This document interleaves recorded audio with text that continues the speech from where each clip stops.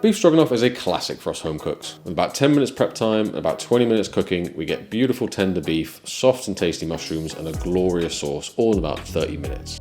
What's up, home chefs? Today we're going to go through a classic beef stroganoff. Now, I have no idea how authentic this dish is, but it's going to be fast, it's going to be easy, and it's going to be tasty. Let's get cooking. So for the prep, it's pretty straightforward. You need to chop up some onion. You can dice them up if you want and go for more of a julienne cut like I am for a more consistent texture with all the mushrooms and beef. And then we've got to slice the mushrooms as well into reasonably thin but not too thin pieces so it retains some texture when it cooks. That's probably a bit too thin. Something more like that looks good. I'm using baby chestnut mushrooms here. I couldn't tell you if there's any particular mushroom that's better. I'd probably avoid the big oyster ones to make the prep a bit easier for you. Now the meat is where I'm going to do things a little bit differently. I've definitely made stroganoff before when the meat becomes a bit tough from overcooking and just a bit grey and meh. So to make things a bit easier and I actually think better, I'm using a technique I saw from Brian Lagerstrom where you sear the beef whole first before slicing. You get that great crust without it cooking all the way through like a normal steak. So that means better flavour and better texture for not much extra effort. I've got some thick cut ribeye steaks here because I love the extra marbling, but I've seen loads of recipes use all kinds of steak types, so this is just what I'm going with. Now keeping the meat tender is key, so I'm going to stab it with a fork all over to mimic what a meat tenderizer does and harness my inner Zach Troy. Then I'm heating up some vegetable oil and searing the steak on a really high heat. Definitely helps to press on the meat to try and maximise that contact, and don't forget to season with salt and pepper. And then a minute or two later, you should have a lovely deep crust, which is going to elevate the whole thing. Cook the other side for a minute or two, and don't worry about how cooked the middle is. We're going to slice it up and finish cooking in the sauce later, so for now, just let that rest and we can begin making the stroganoff.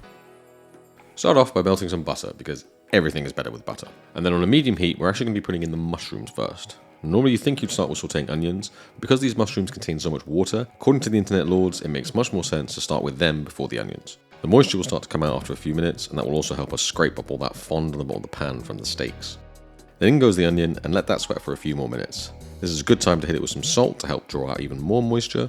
And then next, let's start kicking up the flavour by adding some Dijon Mustard in. And once you remember to fill up your pepper grinder, add in a few fresh cracks of pepper. Then we can further deglaze the pan with a bit of white wine, or just some beef stock if you don't want to use alcohol, and let that cook off and reduce for a minute or two. Next up, to help with the sauce's texture, I'm adding about a tablespoon of flour and letting that cook off for a minute before bringing in the liquid. Stock cube, homemade, or just some good quality ready-made beef stock, whatever is easiest for you, and that'll be the base for the stroganoff sauce. Add in a dash of Worcestershire Sauce as well for a final flavour flourish, and then let that simmer for about 5 minutes to just reduce slightly. Now for the bit that really brings stroganoff to life, a big old dollop of sour cream.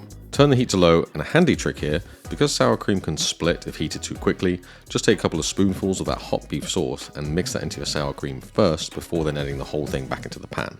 This will temper the sour cream and make sure everything gets mixed together nicely. And once the sour cream is combined, we're nearly there, but we still need to bring back our beef. I'm slicing them across the grain and relatively thin, but I still want a decent bite in a stroganoff, so I'm keeping a bit of thickness. You slice them up however you like though. Even if they look a bit too rare for your liking at this stage, they will cook out in the sauce, so just get them sliced and we can drop them into the pan and mix thoroughly to get everything nicely coated. Leave it a minute or two to finish reducing and finish cooking the steak, and then after one final check for seasoning, stroganoff is done and we can plate up for serving. I would normally eat this with mashed potato because I love steak and mash. I've gone with some pappardelle pasta this time to soak up that sauce, and then of course topping with some chopped parsley for that nice touch of green.